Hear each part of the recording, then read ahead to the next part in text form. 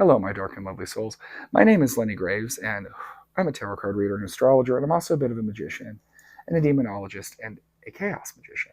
And the other day, one of my followers had commented, "What is chaos magic? How does chaos magic work? And could I explain it a little bit?" And I usually just like read cards and stuff like that, but I love to talk about magic, and I need to do that more. So I thought, yeah, sure. And I thought the best way to do that, and the way that I like to do it, is my dark and lovely souls. You guys all know what a prism is, right? You pass light through it, and the light becomes a rainbow of colors, right, through the prism's interpretation. This is kind of how maybe you can visualize chaos magic if you want, because the light always had all those colors in it, right? The prism just had to unlock them. And even though that red light is different from the blue light or the green light or the yellow light, they're all from that same source of light. Does that make sense? And that's kind of how magic works. Is magic, there are many people who will tell you that magic is like you have to read some ancient language or go find some dusty tome that Indiana Jones was looking for or something like that. No, that's not really true. All of those things were contemporary in their age. They were all written by crazy wizards like myself and stuff like that, right? Who were taking a bunch of mushrooms and psychedelics and talking to the spirit realm. What drives magic is the ability for consciousness, the eye that observes, right, that lives within you. And if you are watching me and you're observing this and comprehending what I'm saying to you, you're a conscious being, right? And that consciousness can actually alter reality if you want to. It can. It's proven on a quantum level. You can look up the double slit experiment. But you can change reality if you really want to, but the thing is you don't believe you can. And no matter how much we talked about it today, you still wouldn't believe it, because from the day you were born, you believe that there's a certain set of rules that's been ingrained in your brain, and it's just kind of the way that it is. Now, what does this have to do with chaos magic and magic in general? Magic allows our brain to remember that we can do whatever we want. That's not the best way to put it. And magic's not just magic; it can also be faith and belief, right? The Bible speaks of this, and we'll talk about that in just a second. Is it's our belief that makes magic possible. It's not the words. There's magic words that work that way. It's what's the intent that's spoken behind them. When a ritualist lays out their herbs and stones and feathers and all that kind of stuff, there's nothing inherently magical in said things. It's the energy that's projected by the observer that resonates off of the energy that's placed in front of them, and that's where the magic happens. And this can happen in a myriad of different ways. Have you ever seen a Pentecostal? They dance with snakes and they don't get bit. How is that possible? Faith, they believe it. It's magic. It's the same reason that Christians can like pray and heal people. That happens a lot. It does. So you can't explain it. It's the ability for the brain to like override its conditioning through the framing of magic and allow that consciousness that could really just do whatever you wanted to do to make magic happen. So the way that you do magic is not so important as the fact that you believe that it works. And this also kind of even works with like an atheist, right? You can give an atheist a sugar pill and tell them that it's board's FDA certified, doctors, da da da da da, it's pure science. There's a chance them taking it, they're going to execute their own magic. They're going to heal themselves because of the belief that they have in science, right? This is just a thing. Same thing, like I said, the power of prayer. But this goes along with our more traditional, like sorcerers like myself and witches and stuff like that.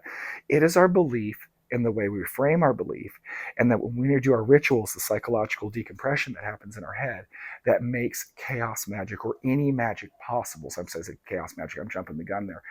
So whatever your magical belief is or belief system, as long as you get into it, as long as you separate your consciousness from the day-to-day reality of just ingrained thought and belief, you can bend it. And that's how spells work, right? The sorcerers of old probably were better at this because they weren't quite indoctrinated as we are. They could probably actually throw fireballs, walk across water, and do a whole bunch of cool stuff, move mountains and such.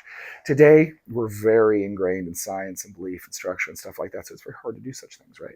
But we can still, through magic, speak to the dead, see the future, curse our enemies, make wealth come our way, make somebody notice us. We can still do these things. We can still bend reality. And it's just a thing. It's just our consciousness observing. So what does this have to do with chaos magic? Chaos magic recognizes this and says, so as long as you create a ritual that you believe in, said rituals go to work. Because it all comes from that one same source, that one light that hits the prism. No matter if I turn it into a Christian prayer or a witch's ritual or a medium seance or some kind of weird science, weird science machine is the technical term we're going to use. This is the weird science. It's not the old movie, but just some kind of thing that does some science that people believe in. Whatever the thing is that inspires the belief that allows the reality to just be altered just a little bit like that. And that's where the magic comes from. The chaos magician realizes this. And because I realize this as a chaos magician, and any chaos magician can do this, I can use spells from like the Necronomicon. The Simon Necronomicon is the coolest book on magic ever written. You should buy it. It's amazing. It's not. The Liber Null by Peter J. Carroll is actually the best book on magic, but the Necronomicon's amazing. It's cool and it's got a lot of Sumerian stuff in it. But it'll work if you believe in it, if you go through the psychological decompression. It absolutely does. Just as well as the Lesser Key of Solomon will. In fact, I would say it would work easier because if you've tried to cast a spell from the Lesser Keys of Solomon, you got that's a commitment. I don't know about you, my dark and lovely souls. I don't like to fast, and I ain't that chaste. I don't have that kind of time, so I like being a chaos wizard. I'll take the risk. My point. So that is the glory, kind of the downfall, but also the magic that I think that just makes chaos magic the best. Is you can literally take. You could use Anton LaVey, and God bless him. God bless him. That's the best. You could take Anton LaVey's work, and which I love Anton LaVey, but who's more of a showman than an occultist. And it's pretty basic, and it's kind of, but if you have belief in it, it's going to work for you. That's why there's so many teenage kids used to be able to hex people in the 80s and stuff because they believed it worked. The more grounded we get in science, the more things like the internet and stuff tell us, no, that doesn't believe, that gets in our consciousness. But if we still keep that belief, no matter what inspires that belief, oh, my dark and lovely souls, you can still make a little bit of magic. And that is the beauty of chaos magic. So I tell people in their practice, because people come to me all the time, like, what books should I read? And I always say the Liber Null is a really good place to start. But then I say, follow your own path. Follow what speaks to you. Is it Norse paganism? That's amazing. Do it. Is it traditional Wiccan witchcraft? Go for it.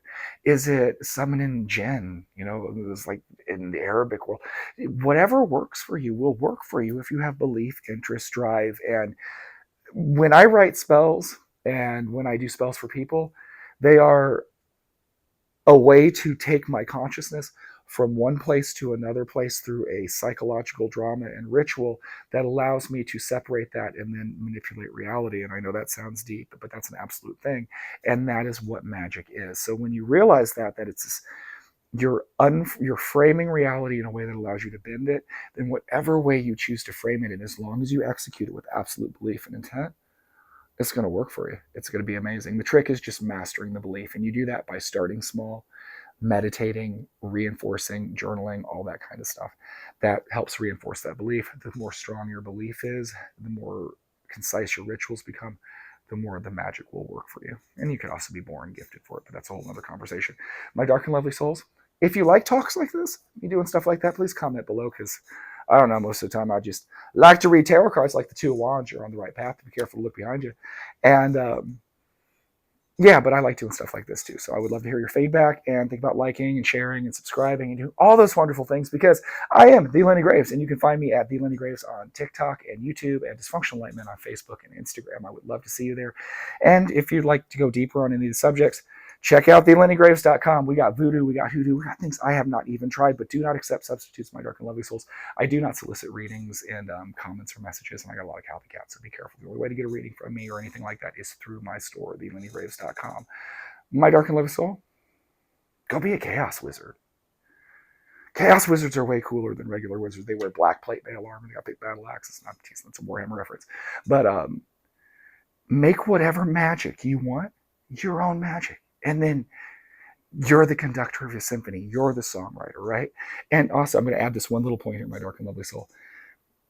I should have thrown that earlier, but I don't script these. I'm too chaotic myself. I serve chaos. You can love a song, right? And play it. Like Peter Steele. I love Summer Breeze. The Crosby, Stills, and Nash, was they the first? That's wrong. I don't think. Whoever did Summer Breeze the first time, it's a beautiful song, right? Peter Steele and Typo Negative, they cover it and becomes this dark, somber, beautiful song too. They make it their own. You can take an old spell, you can make it your own. But also, just like a new musician, you can go out and write a new spell.